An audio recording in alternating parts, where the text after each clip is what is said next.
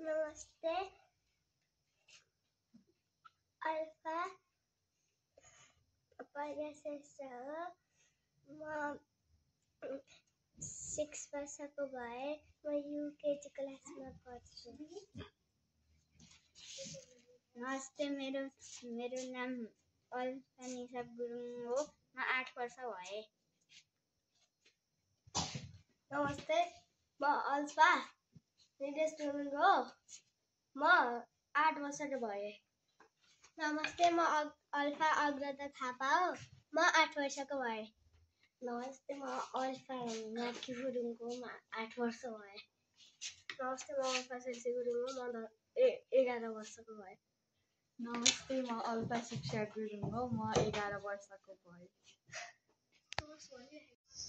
हामीले यहाँ खाजा खाम अनि भालुपाड घुम्न जाने हो। ह्याप्पी भालुपाड। ह्याप्पी भालुपाड।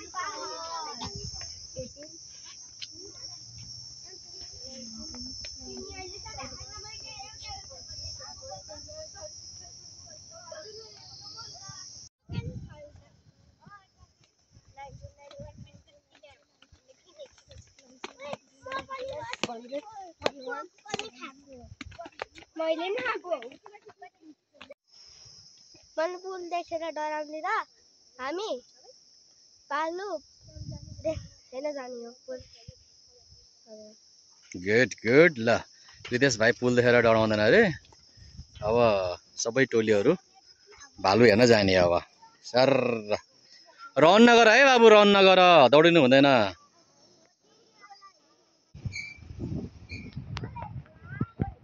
ल अहिले चाहिँ यहाँ पुलमा गइरहेको छौँ।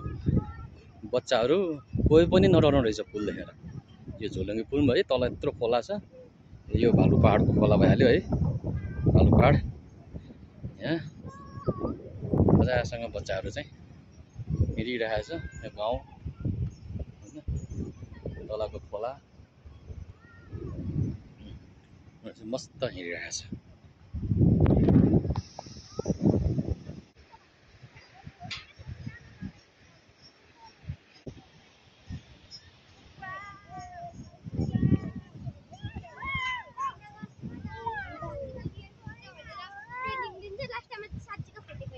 एउटा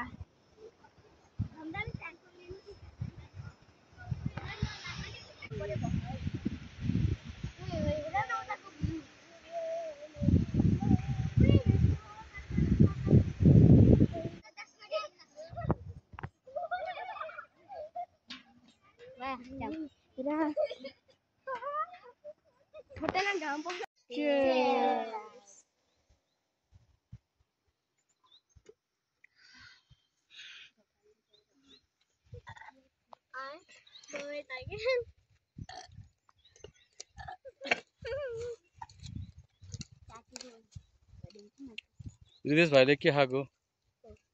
कोक कि रौसी खाएको? रितेश भाइ त कराएका थिए।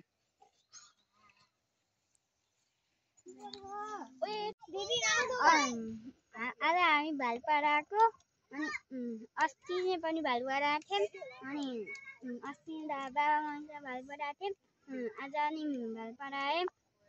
भालुपाडा त गजब बुलायो। भालु पहाडमा भालुको स्ट्याचु बनाएको ह त राम्रो छ। भालुपाडा राम्रो छ। मेरो नाम सेल्सी गुरुङ हो। म आज फर्स्ट टाइम आएको भालुपाड घुम्न। यहाँ एउटा भालुको मूर्ति पनि बनाएको रहेछ, राम्रो रहेछ। तपाईँहरू पनि घुम्न आउनुहोस्। नमस्ते मेरो नाम शिक्षा गुरुङ हो। म फेरि खोलाबाट। आज हामी भालुपाड आएका छौँ भैरवको पिकनिक खान। र यहाँ एउटा भालुको मूर्ति रहेको छ। र यहाँ यो भालुको मूर्ति चाहिँ हाम्रो फेरि खोला गाउँपालिकाको अध्यक्ष घनश्याम सुवेदी र उहाँको सदस्यहरूले बनाउन सफल हुनुभएको छ। र साथसाथै आज हामीले पिङ पनि खेल्यौँ र हजुरहरू पनि आएर यहाँको भ्यू हेर्न सक्नुहुन्छ। धन्यवाद।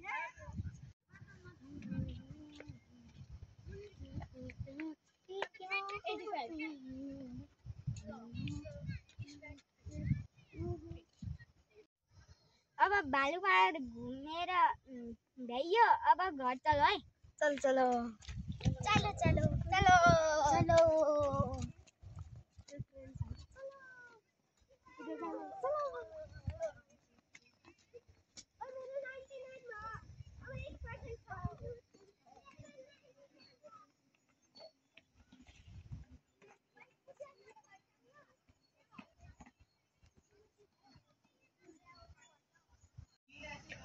फाइनल्ली साथी हो, अब हाम्रो आजको अन्तिम भोजन हुँदैछ।